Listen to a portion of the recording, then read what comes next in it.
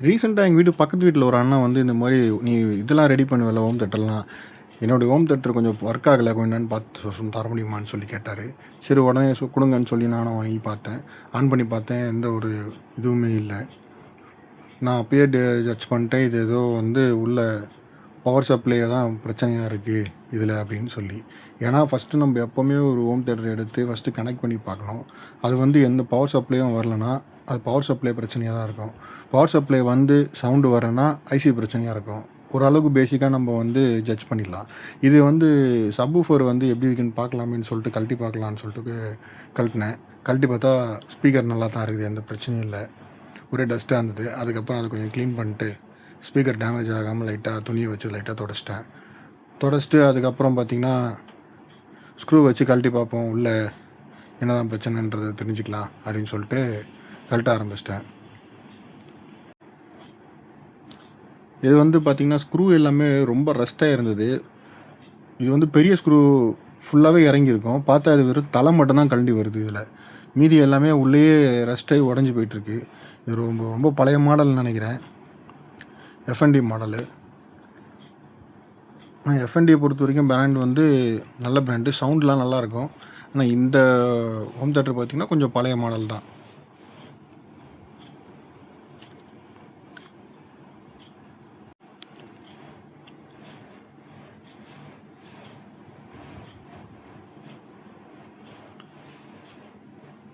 Screw எல்லாமே கழட்டிட்டு இது பண்ணி பார்த்தேன், ஓப்பன் பண்ணி. அதுக்கப்புறமா வந்து பார்த்திங்கன்னா ஸ்க்ரூ உங்களுக்கு காட்டுறேன் பாருங்கள். இதில் பாதி ஸ்க்ரூ தான் வந்துச்சு, மீதி ஸ்க்ரூ எல்லாமே அதுலேயே நின்றுச்சு.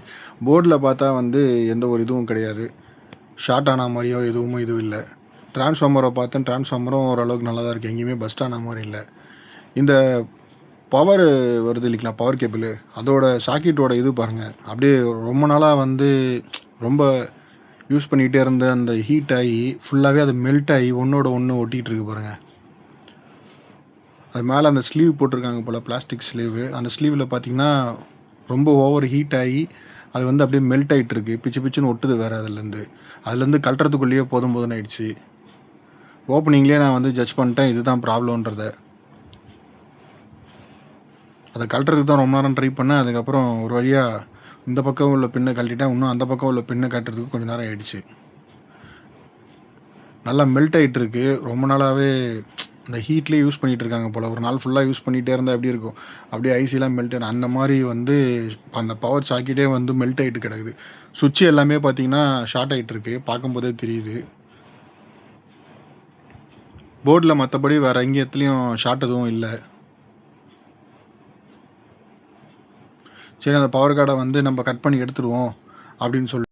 ஆனால் அதுக்கு முன்னாடி வந்து ஒரு டைம் நம்ம பவர் சப்ளை செக் பண்ணி பார்ப்போம், இந்த பவர் கார்டில் தான் உண்மையிலேயே பிரச்சனையா இல்லை என்னன்றதை செக் பண்ணி பார்ப்போம் அப்படின்னு சொல்லி நம்ம மீட்டரில் வந்து கனெக்டிவிட்டி மோடை போட்டுட்டு அதில் வந்து நம்ம செக் பண்ணி பார்க்குறோம். செக் பண்ணி பார்த்தா எந்த ஒரு வேல்யூமே வரல, கேபிள் தான் ஃபால்ட்டுன்றதை தெரிஞ்சுக்கிட்டேன். இது கேபிளுமே ரொம்ப பழசாக தான் இருந்துச்சு. சரி, கேபிளை கட் பண்ணி எடுத்துருவோன்னு சொல்லிட்டு கேபிளை கட் பண்ணிட்டேன். அந்த கேபிள் எடுக்கும்போதே உங்களுக்கு தெரியும் பாருங்கள், அது எவ்வளோ ஒரு இதோட இருக்குது, பிச்சு பிச்சுன்னு ஒட்டுது. அதில் எப்படி ஒட்டிகிட்டு இருக்குன்றத பாருங்கள்.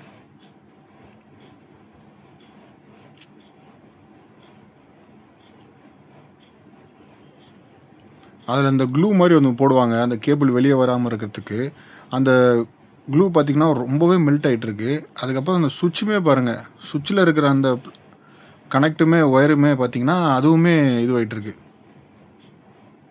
டோட்டலாக ரெண்டையுமே நான் வந்து எடுத்துகிட்டு என்கிட்ட ஒரு பவர் சப்ளை இருக்குது, அதை வச்சு நம்ம செக் பண்ணி பார்ப்போம் அப்படின்னு சொல்லி ஒயரை வந்து லைட்டாக சீவிட்டு அந்த ப்ளக்கில் இது பண்ணுறேன் பாருங்கள்.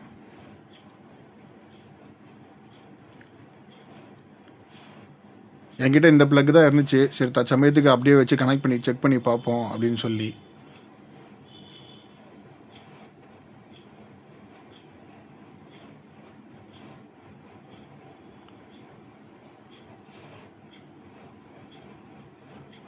பாருங்கள், அது ஹோம் தேட்டரில் லைட் எரிய ஆரம்பிச்சிச்சு பாருங்கள், சுவிட்சு போட்ட உடனே. சரி, இப்போ ஸ்பீக்கரை கனெக்ட் பண்ணி பார்ப்போம், உண்மையிலேயே அது என்ன பிரச்சனைன்றதை தெரிஞ்சிடும். இதில் வந்து ப்ளூடூத் கனெக்ட் பண்ணுறேன். இந்த டிவைஸில் பார்த்திங்கன்னா வெறும் ப்ளூடூத்து ஆக்ஸ் மட்டும்தான் இருக்குது. பென்ட்ரைவ் அந்த மாதிரி போடுற ஆப்ஷன்லாம் கிடையாது இந்த மாடலில். ப்ளூடூத் கனெக்ட் ஆகிடுச்சு. ப்ளூடூத் கனெக்ட் ஆனோன்னா பாட்டு போட ஆரம்பித்தேன். பாட்டு எதுவுமே சவுண்டே வரல. என்னடா இது நம்ம பவர் சப்ளை தான் பிரச்சனைன்னு பார்த்தா வெறும் சாங் கூட எதுவுமே வரலையே அப்படின்னு சொல்லிட்டு அந்த பின் எதாவது லூஸாக இருக்கான்றது கனெக்ட் பண்ணால் சாங் வர ஆரம்பிச்சிச்சு. நீங்களே கேளுங்க. இது ரொம்ப நாளாகவே யூஸ் பண்ணாமல் வச்சுருந்ததுனால அந்த சாக்கெட் எல்லாமே பார்த்திங்கன்னா ரஸ்ட் ஆகிட்டு இருந்தது. அது எல்லாமே நல்லா க்ளீன் பண்ணிவிட்டு ஐபி வச்சு நல்லா க்ளீன் பண்ணிட்டு அதுக்கப்புறம் பாட்டு போட்டால் நல்லா கேட்டுச்சு. மறுபடியும் அடுத்த வீடியோவில் பார்க்கலாம். பாய்ங்க.